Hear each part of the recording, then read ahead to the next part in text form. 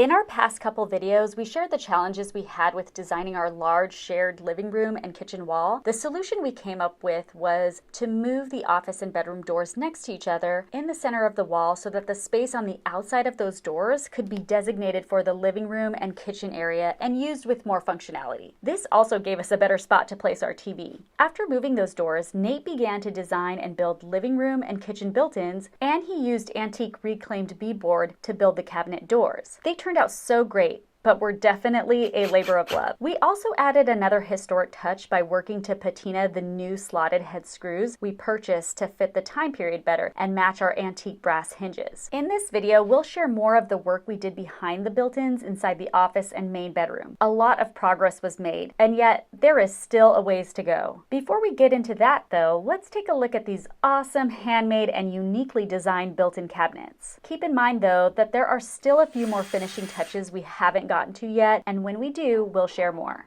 This is how the slotted head screws turned out with a patina look. They really do look like they fit the time period. We will replace all the Phillips screws after we paint the cabinets. Right now, they are just primed. We're thinking we may just paint them shoji white, which is the same color as our exterior paint color. Here are the shelves that we also got reclaimed from the same neighbor that provided us with the beadboard. We haven't decided what to do to cover that drywall in the back yet. We also added these magnets to keep the cabinet doors closed and those cute little wooden knobs. After a recent Costco run, I added a few things to the cabinets. It has been working really well as a pantry since we don't have much storage in this small cottage. It's still a work in progress as we're trying to figure out how to organize it better. More to come on that. Overall, I'm really happy with it as the main meal prepper in this house. And Nate is proud of his little art projects around here. Oh, and the cabinets on the living room built-ins has basically become like a junk drawer. But we're also storing our internet router and wires in there. We'll share more of how we decide to organize it in an upcoming video.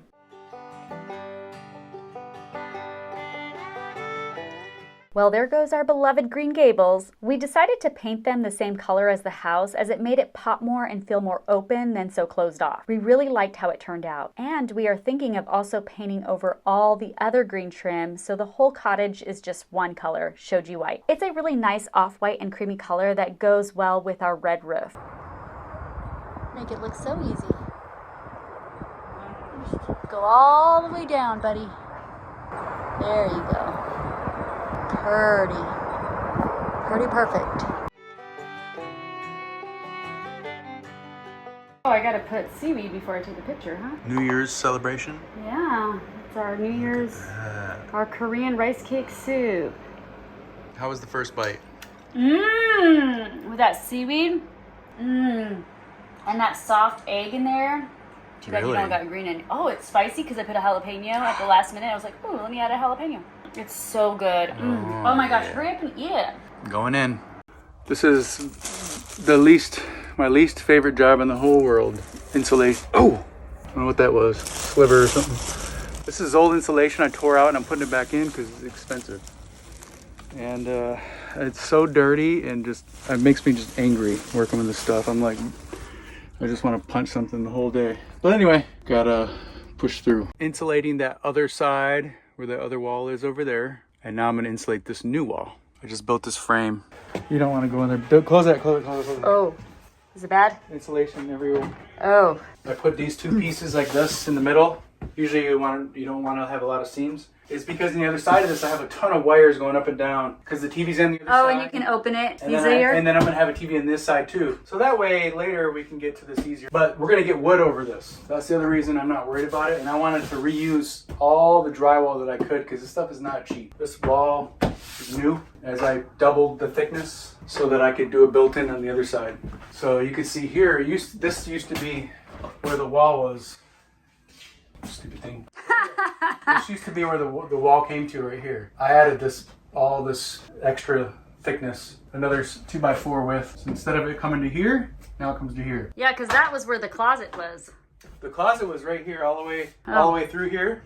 No more closet. And then that door used to be in the middle right here. Oh yeah, right there, huh? Uh-huh. So we moved So I the moved door over from there to there. Took Yeah. out the closet. And tore the closet out. That way, because we'll have to figure out storage, but it just took up too much space in here. Plus, I wasn't able to put the door there having a closet. It made this room bigger though. Wow, a lot bigger. I'm going to cover the walls with probably shiplap because that's period correct for this house. Shiplap was common. Look at this little guy. Don't try to look cute.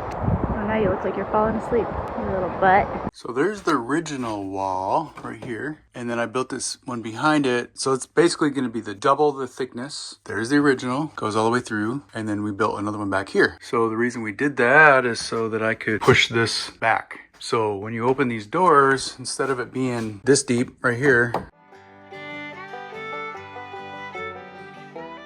it goes back deeper.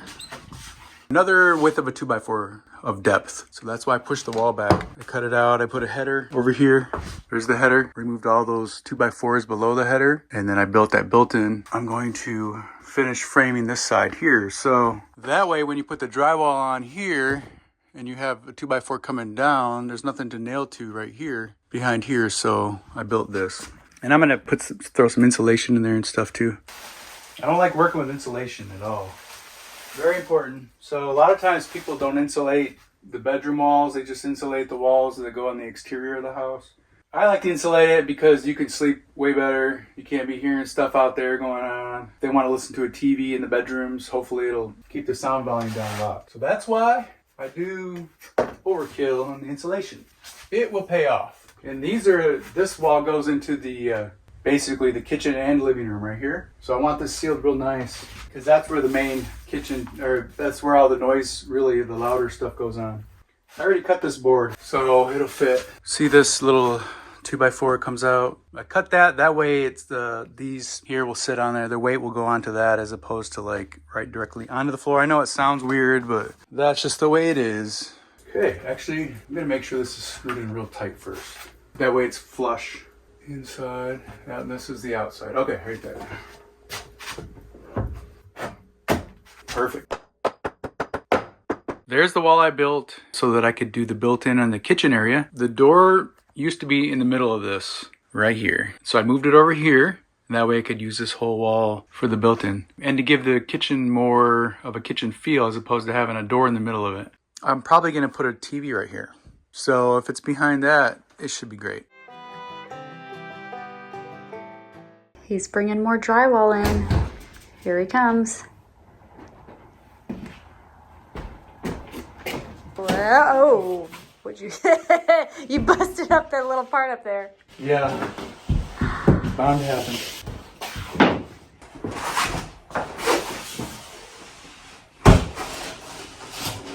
You're like the Hulk.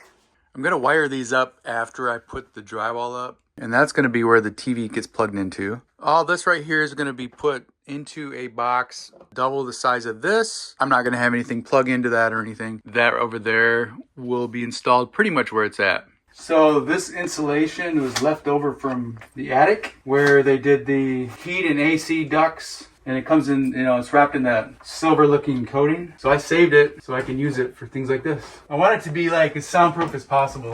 Now this is the original wall back here. Pushed it back, so this is the new wall. That's the old wall. Uh-huh. And then, here's a header. And that way I could use this depth right here below here in the front. And then this back wall is to keep it insulated. Otherwise it's just drywall. The other side of that is going to be the built-in cabinets for the kitchen. This wire and this wire both need to go through the same hole, which is right here, right? Okay. And this one goes through the far one, this one. Okay. And this one's already in there. We just have to make sure we feed it through. Does that make sense? Yep. You can do it. I try. And then this one I'm not worried about. Okay, I'm going to go ahead and start lifting this. Okay. Start doing the holes? Yes, please. Okay, so this one goes in This one, hole. hold on. It's the longer ones we need to get going. Okay, this looks like it's coming through. I don't know what's stopping it. Oh, I can grab it. Okay, is that good? Yep. All right. This one goes in here. Oh, what happened to this? Where does that go? Okay. I won't electrocute myself, will I? No. Okay. Everything's turned off. Okay. Here we go. Okay. Okay, good. Okay. All right. Okay, hold on. Let me get this one in. Let me know when you're I ready. need to go Down, Down. up? Maybe it ain't gonna work, huh? Yeah, because you need to pull it out more. Back to the drawing board. Okay, we're gonna try this one more time. Yep, I made another hole. All right, so we're putting up drywall in this room again because he had to move the wall in to give some more room for the kitchen built in on the other side. So he's essentially re-drywalling it. We have these cutouts and we have to put these wires through the cutouts exactly, right? I'm doing it different than most people, but I have a reason. Okay. Okay. Ready? Go. Okay. Let's get these ones through. I need help with that probably. Okay. Oh, did I get it? Okay. Yeah, but hold on, there's going to be another little, okay. So yeah, that's why I need your extra eyeballs. Okay. And this is going to go through. Hold on, here. I gotta come your way for a second. Okay. All right. Yep, I got this one through. Oh, you got it? Uh-huh. All right, good. All right, keep, stay there for a minute. Okay. Push that toward the... Up here. Yeah. Let's see. I don't know if this is going to work still. Really? Yeah, I think it has to go like down here. It's okay. Okay. I think it's fine. Okay, so let me see. Okay. Dusty in here. Okay, I'm gonna get that one. A couple more of these screws. Okay. Yeah, you just keep holding that for a second, please. Okay.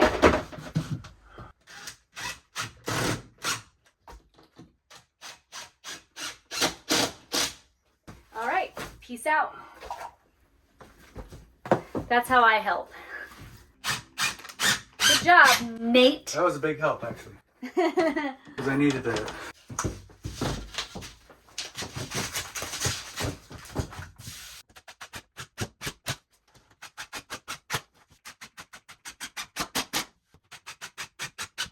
This is the 5/8. This goes on the ceiling and it's real thick compared to the other half-inch drywall. I use a chalk line to mark it because it's not square. And then Now you're gonna break it? Yep. Correct. Did you buy the wrong one? No, this is heavy, but it's for the ceiling. You got to use 5/8. You're using this for the ceiling then? Yeah. Oh, okay. I had to redo the area where the closet is. In the office. Yep. Whoa, so that's the piece that you measured that's gonna go up there? Yep. How are you gonna do this by yourself? Do you need my help? No. Oh. Whoa, babe, be careful of your back. Oh. Whoa. Do you got a screw thing? Huh? Do you got a thing to screw? Oh, wow, it fit perfect. A little too big. Too thick. So you have to trim. Yeah. These are so heavy. What you do is you just kind of take it at an angle and knock it down. You're just gonna keep doing that for a little bit and get down. Yeah. And then try it, put it up again. Yep. Let's see here. Wow, be careful. Okay. I think that's good. Oh. You.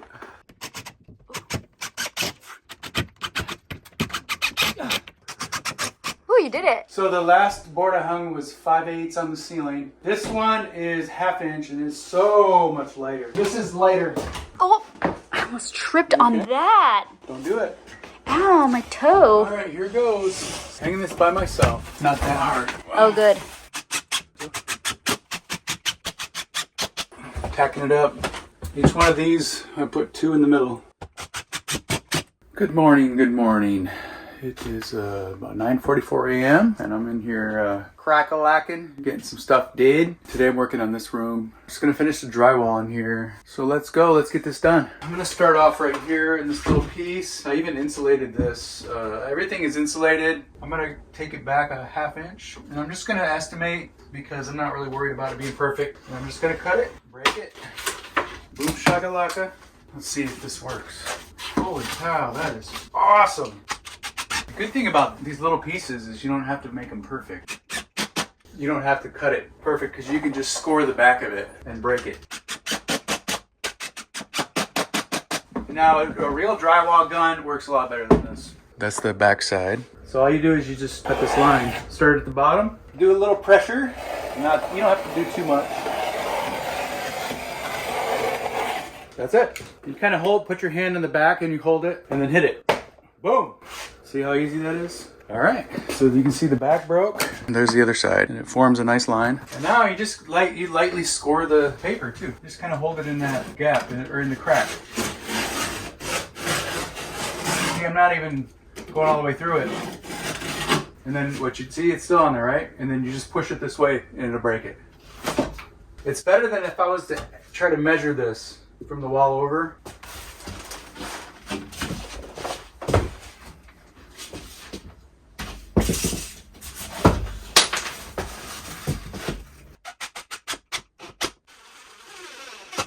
Throw this up there and push it up tight. And then I'll add a couple more on the top. This is the best part. So I take the knife back here, go across the back. I'm just cutting along the back. Okay. Oh. See? And then it cuts it perfect. All I gotta do is barely touch it. And then when I go backwards, patching this crack, you know, we'll end up going over it with tape later, but I want to fill in the big gap. Look how much better that looks already. But you just get it on your knife, and then you just push it in that crack. But I'm just trying to fill the big gaps. Okay, this is what I'm using. It's not Durabond. This is like the modern day version of that. Easy Sand. You can get it at Home Depot or wherever. And the 90 is 90 minutes to harden. So I just put this much in. I'm gonna add some water and mix it up. I just kind of guess when I add the water. Usually what happens is I start to stir it and then I'll add more water once it gets clumpy. It looks like flour and water. You don't want to breathe this stuff either.